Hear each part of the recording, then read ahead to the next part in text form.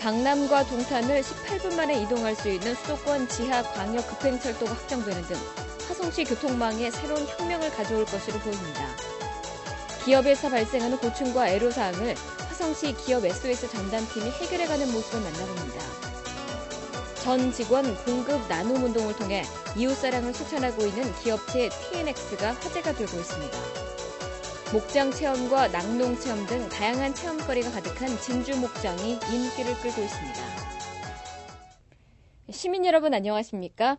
실록의 푸름이 절정을 이르는 5월 화성시에서는 꽃들의 향연을 만끽할 수 있는 꽃 전시회가 펼쳐진다고 하는데요.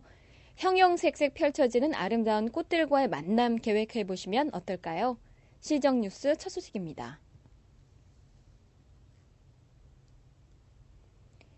화성시 동북권 일대 대중교통망이 획기적으로 달라질 것으로 보입니다. 경기도에서는 수도권 지하 광역 급행철도, 이른바 대심도 건설 계획안을 발표했습니다.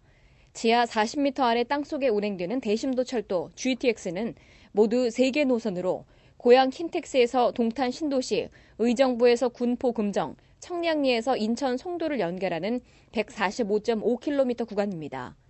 이 계획대로라면 강남에서 동탄까지 18분 만에 이동할 수 있게 됩니다. 동탄 신도시에 거주하는 주민들이 광역버스를 이용해 강남으로 출퇴근하는 데 걸리는 시간은 1시간 20분에서 1시간 40분 정도가 걸렸던 것을 생각한다면 GTX는 가히 교통혁명을 불러올 것으로 기대되고 있습니다. 동탄에 사는 주민으로서 GTX 기대를 하고 있습니다. 동탄에서 서울을 가려고 하면요. 출퇴근 시간에는 1시간 넘게 걸리거든요. 그래서 GTX 생기면 한 18분 정도로 줄어든다고 하니까 많은 기대를 하고 있습니다. GTX 운행은 하루 자동차 88만 대 감소와 연간 이산화탄소 배출량을 150만 톤까지 줄일 수 있을 것으로 내다보고 있습니다. 2011년 착공해 2016년이면 첫 운행을 하게 될 GTX는 연간 5,800억 원의 에너지 소비 감소와 7천억 원의 교통 혼잡 비용을 줄이고 26만 명의 일자리 창출 효과를 불러올 것으로 전망되고 있습니다. 이와 함께 화성시 능동을 포함해 오산시 일원에 위치한 병점 차량기지 내 역사 신설이 올 12월이면 준공될 것으로 보입니다.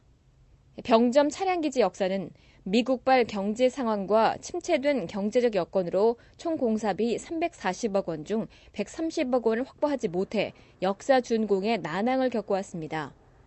시는 이에 따라 한국철도시설공단이 부족한 사업비를 우선적으로 부담하고 추후에 화성시가 부족한 사업비를 확보하는 우선 공사 시행과 사후 정산에 대한 동의안을 시의회에 상정해 원안 가결되면서 예정된 12월까지 역사 준공을 마무리할 수 있게 됐습니다. 역사가 신설되면 기존 병점역에서 신설역까지 하루 72대의 전동차가 연장 운행함으로써 인근 지역에 거주하는 14만 5천여 명의 주민들이 혜택을 받을 것으로 보입니다. 기업들의 고충을 좀 더 빠르고 신속하게 대응할 수 있도록 지원하는 SOS 전담팀이 제 역할을 톡톡히 하고 있습니다. 시는 기업하기 좋은 화성시 만들기를 위해 유관기관과 부서 간의 네트워크를 구축하고 복합적인 상황에 신속하게 대응할 수 있는 이른바 기업 SOS 전담팀을 운영하고 있습니다. 예, 저희 기업 SOS 팀은 신설된 지 얼마 안 되기 때문에 또 기업체가 워낙 많고 또 저희 화성시가 지역이 워낙 넓기 때문에 일제조사, 즉 기업 경영애로 실태 전수조사를 지난 1월과 2월에 실시를 했습니다. 그런 결과 777건의 애로사항이 접수가 됐는데요. 지금 현재까지 98%의 주치율을 보이고 있고요. 조만간에 100% 목표를 달성하기 위해서 최대한 노력하고 있습니다. 기업 SOS는 화성시청 지역경제관에 기업 SOS 담당 부서를 두고 관내 기업들에서 발생할 수 있는 다양한 형태의 애로사항을 접수받아 관련 부서와의 긴밀한 협조를 통해 상당한 성과를 거두기도 했습니다. 시는 기업에서 발생하는 애로사항과 복합적인 형태의 문제를 보다 탄력적으로 처리하기 위해 현장 기동반을 운영하고 있습니다. 기업마다 발생되는 문제도 천차만별. 이런 점을 고려해 현장을 직접 방문해 기업의 여건에 맞는 해결 방안을 모색하는 것도 SOS 전담팀의 중요한 역할이 되고 있습니다. 기업에서 발생하는 어려움은 표면적으로 드러난 것보다 다양하고 복합적인 원인에 의해 일어나고 있습니다.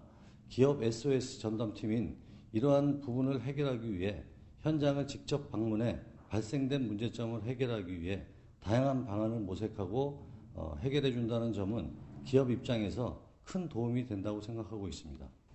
기업의 애로사항을 발굴 접수하고 현장 조사와 문제 해결은 물론 사후 관리까지 최선의 노력을 기울이고 있는 화성시의 기업 SOS 전담팀은 침체된 경기 속의 기업인들에게 큰 도움으로 작용하고 있습니다. 화성시 관내 기업체 TNX가 봉급 나눔 운동을 통해 이웃사랑을 실천하고 있습니다. 철강 설비 제작업체로 알려진 TNX는 봉급 나눔 운동에 대한 이야기를 듣고 직원들과 십시일반의 마음으로 매월 60만 원에서 80만 원가량의 금액을 모아 이 운동에 동참하게 됐습니다. 경제가 다들 어려운데 그래도 기업이 조금은 나니까 좋은 기업에 근무하면서 같이 직원들과 한 푼 두 푼 모아서 어려운 사람들 도와주는 게 좋은 뜻인 것 같습니다. 그래서 동참하게 됐습니다. 경기 침체로 어려운 경제 여건 속에서도 TNX의 이화인 대표는 어려운 환경에 놓인 6가정에 매달 100만 원가량을 지원해왔습니다. 이 대표의 솔선수범의 이웃사랑은 어려운 상황 속에서도 직원들의 마음을 움직이면서 사랑은 나누면 배가 된다는 말을 실감케 하고 있습니다. 가족들과 주말을 이용해 특별한 계획을 세워보신다면 얼룩무늬 젖소와 함께 낙농체험의 재미를 만끽할 수 있는 곳은 어떨까요? 봄을 맞아 드넓게 펼쳐진 푸른 잔디가 방문객들의 마음을 설레게 하는 이곳은 화성시 비봉면 구포리에 자리 잡은 진주목장입니다. 진주목장은 약 2만 평의 부지에 그중 약 8천 평의 과수원을 갖고 있습니다. 그 때문에 배과수원과 목장을 함께 운영하는 복합영농이라는 게 첫 번째 특징이고요. 두 번째로는 진주목장은 사람이 착유를 하는 시스템이 아니고 로봇가 착유를 하는 시스템입니다. 그렇기 때문에 소가 스트레스를 받지 않고 하루에 3번, 4번을 착유를 합니다. 그 때문에 동물 복지형 농장이라고 할 수 있다. 요즘 주말은 물론이고 평일에도 목장 체험을 위해 방문하는 사람들로 활기가 넘치고 아이들은 책에서만 보던 얼룩무늬 젖소를 보자 신기한 눈으로 쳐다보기에 바쁩니다. 목장 체험에 들어서자 한편에서는 목장지기가 엄지와 검지를 이용해 소젖을 짜는 방법을 알려줍니다. 700kg이 넘는 거대한 체구의 젖소 앞에 무서워하는 아이들도 있지만 대부분의 아이들은 기다렸다는 듯 배운 대로 열심히 젖을 짜느라 신이 납니다.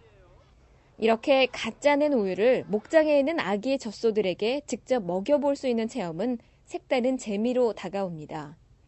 아이들은 3개월도 안 된 젖소들이 커다란 우유병을 입에 물고 먹는 모습이 신기한 듯 바라봅니다.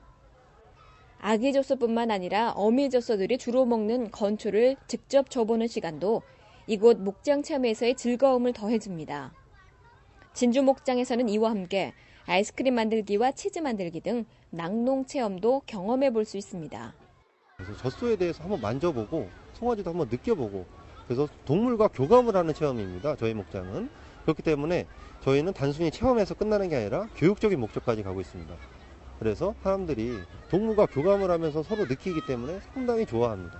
잘게 갈아진 얼음과 소금을 3대1로 섞고 우유와 시럽을 함께 넣어 거품기로 열심히 저어주면 맛있는 아이스크림이 탄생합니다. 갓짠 우유로 직접 만들어 먹는 아이스크림은 시중에서는 맛볼 수 없는 신선하고 담백한 맛을 느낄 수 있습니다. 아이스크림 만들기도 있고 재밌어요. 저 우유도 짤 수 있고 우유도 마실 수 있고 그네도 타니까 재밌었어요. 갓 짜낸 원유를 살균과 발효, 응고 과정 등 다양한 과정을 통해 만들어낸 치즈는 목장에서나 느낄 수 있는 신선하고 고소한 치즈의 맛을 만나볼 수 있게 합니다. 낙농 체험의 마무리는 트랙터를 타고 드넓은 목장을 돌아보며 아름다운 풍경을 만끽하는 것입니다. 목장에 와서 직접 소젖도 짜보고 건초도 먹이면서 낙농 체험의 즐거움까지 얻어갈 수 있는 진주 목장은 즐겁고 행복한 추억을 만들어 볼 수 있는 곳으로 각광을 받고 있습니다. 금주의 단신입니다. 이천시에서 열리게 될 제55회 경기도 체육대회를 앞두고 화성시 출전 선수단 결단식이 지난달 22일에 있었습니다. 이천시에서 열리게 될 제55회 경기도 체육대회를 앞두고 화성시 출전 선수단 결단식이 지난달 22일에 있었습니다. 결단식에서는 재능 있는 체육인 육성을 위해 장학금을 전달하는 등 참가 선수들을 격려하는 시간으로 진행됐습니다. 화성시 선수단은 20개 종목에 240명의 선수가 참가하게 되며 종합순위 8위를 목표로 하고 있습니다. 화성시 유소년 축구단이 지난달 25일 동탄 센트럴파크 운동장에서 창단식을 가졌습니다. 13세 이하 어린이 85명으로 구성된 화성시 유소년 축구단은 연령에 따라 3개 부로 나뉘어 운영될 계획입니다. 특별히 유소년 축구단은 감독과 코치의 체계적인 지도 아래 박지성과 같은 재능 있는 선수를 발굴해 나갈 것으로 기대를 모으고 있습니다. 유용한 정보 공지사항입니다. 경기국제보트쇼 및 세계 요트대회가 6월 3일부터 7일까지 화성시 전국항 일원에서 열립니다.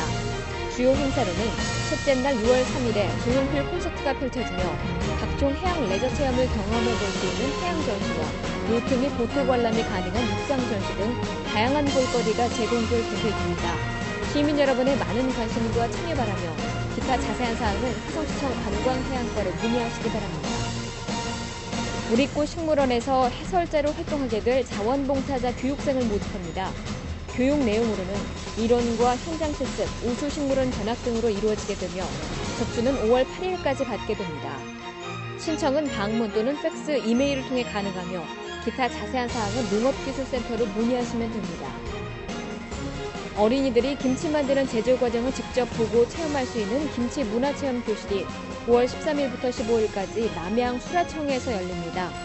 참여 대상은 7세 어린이로 하고 있으며 유치원별로 150명까지 선착순으로 신청받게 됩니다. 기타 자세한 사항은 화성시청 사회위생과로 문의하시기 바랍니다. 가정의 달 5월을 맞아 화성시에서는 봄사랑 가족축제와 효 마라톤 대회 등 온 가족이 함께할 수 있는 여러 가지 행사가 마련되어 있는데요. 가족의 소중함을 다시 한번 느껴보고 즐겁고 행복한 추억을 만들어 볼 수 있는 기회인 만큼 시민 여러분께서도 함께 참여해 보시면 좋을 듯 싶습니다. 오늘 소식 모두 마치겠습니다. 고맙습니다.